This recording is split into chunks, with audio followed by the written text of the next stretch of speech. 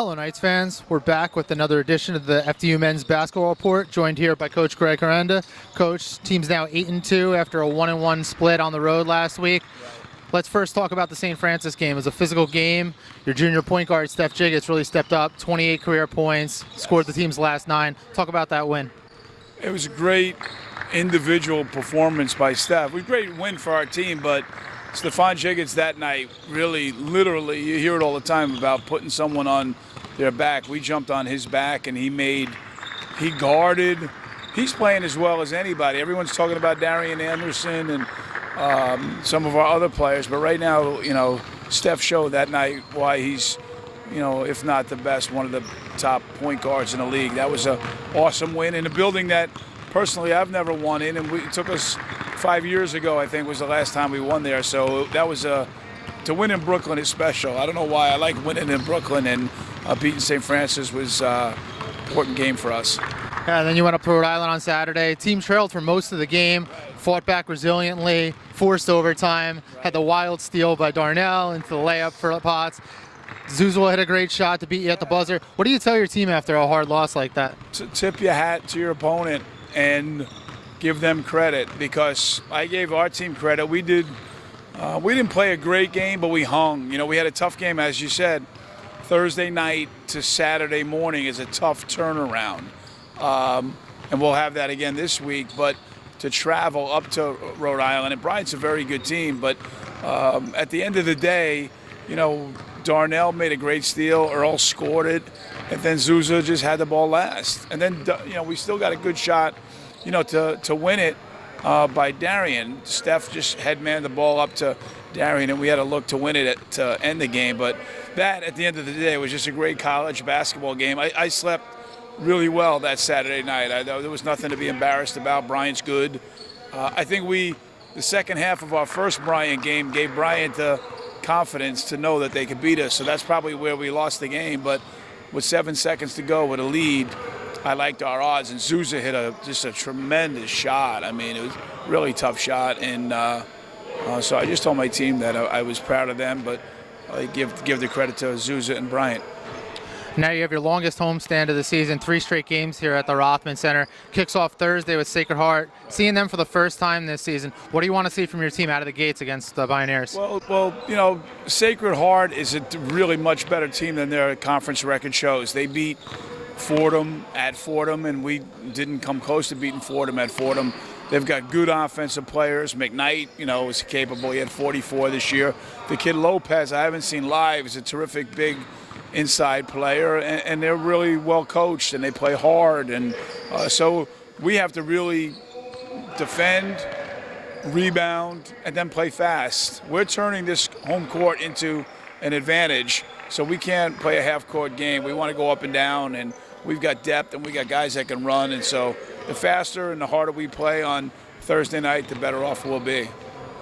And then Saturday's game here, 11 a.m. against Wagner. Right. It's an ESPNU game, and now you're in your 4th season here. Right. This program's come a long way over your time here at the helm. Right. This is another milestone, your first ESPN regular season game here in this building. Yes. What does it mean now, looking back at all the things that the team's accomplished? I told our team the other day, I said, we're playing a lot of the only good teams in conferences get TV games. So when we first got here, I think you have one, everyone gets at least one on MSG or what have you, but I think, with success comes responsibility, but also the good things come. And for a national audience to come in and be able to see the Rothman Center and see our fans, hopefully we're wigging out for the deal, and I hope we sell the place out or we get close to that, because we've got a great product. We really do. And I think since we've gotten here, or I've gotten here, I've been trying to sell it. My radio show, I go out, and I think the people in Bergen County and the metropolitan New York area, hopefully you guys come out, because the bang for your buck here is incredible, and but our players deserve it. And I tell our players, I want to put you in front of the most people as possible, whether it's in practice or in games. And this is a game which is going to be, and it's going to benefit all of our programs. Because their recruits can say, wow, man, they're on ESPN, it's a national game, and the place is crazy, and it's live. And I think it's just good for not only our basketball program, but for the athletic department and the university in totality. Great. Thanks for your time today, Coach. Thank you, Brian. I appreciate it. Yep. I'm now joined by Associate Head Coach Bruce Hamburger. Coach, what does the Associate Head Coach title mean, and how does that differentiate from Coach Herenda?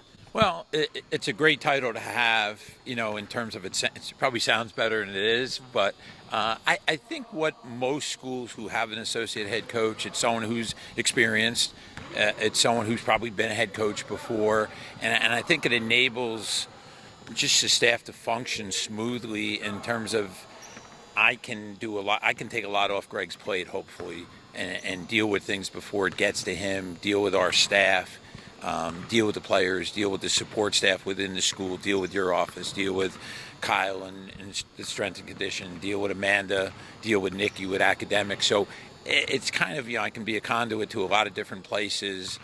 I think help take things away from Greg's plate, where he can just worry about coaching a team and the other things that he needs to deal with.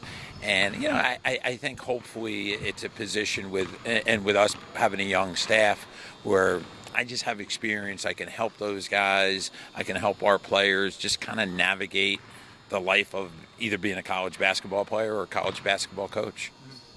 Yeah, I mean, that's the big thing. You have Dwayne, who kind of deals with the guards, and Winston, who deals with the bigs. So you get to be a little bit of a middle ground for that, and just kind of oversee an extension, I guess, is the best way. And it's just, I think, again, I've been a head coach for 11 years, so I've been an assistant coach for longer than that, so at a variety of different levels, a variety of different schools. So I just think, I have a lot of experiences in the day-to-day operations of college basketball. I think fans see the games, obviously, and they see that 2 hours a night when you're playing, but we play 30 games a year, but we're dealing with running a college basketball program 365 days a year, so there's a lot more time away from the games. There's close to 2.5 times the amount of practices that you play games. We play 30-something games. We have close to 90 practices, so there's a lot that goes into a college basketball program that you don't see on a daily basis, and hopefully my experiences can help all of us navigate those things and get through them smoothly and deal with situations when they do arise, which are going to arise at every program, at every level, and just kind of make things easy for everyone, and as easy can be. It's not always easy, and easy probably not the right word, but just smoothly, and just the transition to different things and helping the new guys adjust to college and dealing with our staff, and just a variety of things that come up on a daily basis. Yeah, you touched a little bit on your history as an assistant coach and a head coach. You had a stint with the WNBA with the Liberty, 30 plus years of coaching. Kind of put you on the spot here. What's one of the bigger moments that jumps out of you, or the thing you're most proud of on the grand landscape? The biggest moment probably has to be playing in a national championship game at Eaton Hall when I was an assistant. I was a young guy. I was 27 years old, I think it was. And, I grew up 5 minutes from Eaton Hall. So as a little kid, I used to sneak into the gym to either play ball or to go watch games. I used to go when Bill Raftery was the coach and get there early to sit behind the bench, and is funny. And the things that come out of his mouth on TV, you can only imagine what used to come out of his mouth when he was coaching. So I have vivid memories of going to the games and getting there early and just enjoying as a young kid just the experience of college basketball, because they used to play the Big East games on campus there. So Georgetown, Syracuse, St. John's, and so being able to then go and be an assistant coach at Eaton Hall was phenomenal to begin with, and then to play in the national championship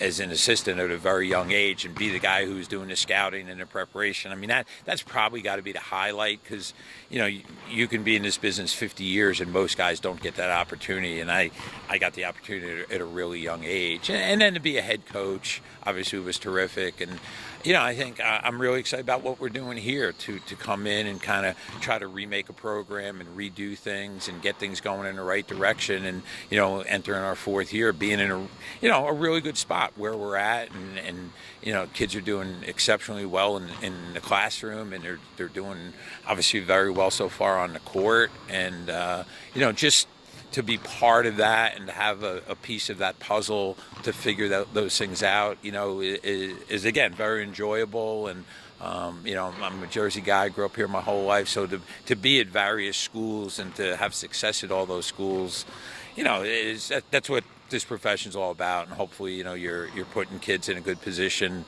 when they're here, and hopefully putting kids in a good position and giving them some good life lessons for when they graduate and go on to the real world. You talked a little bit about the history there at Seton Hall, Walsh Gymnasium, the old gym where they used to play. That's where this Knights team got to open this season. As you look at this team on a whole, now you're 8-2 in the conference, into the second half of the conference slate. What has been the biggest part of the growth, I guess, you've seen from this squad from start of the season, even going back to last season's tournament run to this season, and now 10 games into the conference slate? Yeah, I think there's a lot of answers to that question. One of the answers is I don't think we're still there yet. We're still kind of a work in progress, which is good still for February, because you want to be playing your best a month from now. We've been really banged up this year, as everyone knows, with injuries and illness and sickness. So we really haven't had our full team together for an extended period. So I kind of think every day we're still learning about our team. I think in the last 7-8 games, probably the 10 conference games, we're guarding much better than we were. I mean, we still have a long way to go, but I think our defensive progress has been much improved, and now we're playing teams that are relative to us. Early in the season, everyone at our level is playing high-level games and traveling a lot. Now we're in a routine. We know you play Thursday, you play Saturday, you're off Sunday, you go hard Monday, Tuesday a little lighter, Wednesday a little bit lighter. So there's a routine now. We're in the preseason. You're kind of all over the place. You're traveling, you're playing different levels, different circumstances. So now we've kind of settled in. I think we know who we know who we can be and who we want to be. I think we're still a work in progress, which again I think is a good thing. That you don't want to be at your best in January. You want to, as you're running that race, you want to be hitting your stride, as you're crossing the finish line. And and we still have a lot of basketball to go. So I think we do have a lot of opportunity to improve. And more importantly, or most importantly, our players we're really young. Our players are just getting more and more college basketball experience. I mean, you look at our starting lineup; it's all underclassmen. And so we're really optimistic and excited about the future, but obviously trying to stay in the moment now. But we're young. I mean, college basketball, the really good teams are juniors and seniors, and we're sophomores and juniors and freshmen with one senior who so I think as we look forward, we're really optimistic. But this current team, again, I think is still a work in progress, and we're still finding what guys do well, and I think most importantly they're finding what they do well, and they're finding how we can be successful playing. And we're making good strides, and tomorrow night will be another great test to see where we're at. A team we haven't played, a very high scoring, capable guard in Quincy McKnight, and a good big kid in Lopez. So it'll certainly be a tough matchup. They were playing very well early, struggling a little bit of late, but they came in here last year and beat us, in the Rothman Center. So I think it'll be a great opportunity for us tomorrow night. And another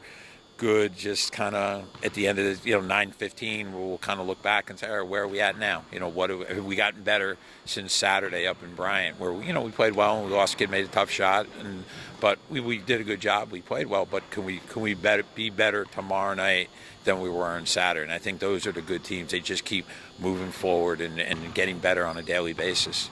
Yeah, thanks for your time again today, Coach. So the Knights, Thursday night, will host Sacred Heart. That'll kick off a 3-game homestand for FDU. They'll open against Sacred Heart on Thursday at 7 p.m. Then the 11 a.m. start on Saturday against Wagner. That game will be broadcast on ESPNU. There'll be some promotions, so all you Knights fans come out for that game. They'll be serving breakfast for the students. They'll be handing out the wigs for a wig out against Wagner. So for all information about the FDU men's basketball team, head to FDUKnights.com.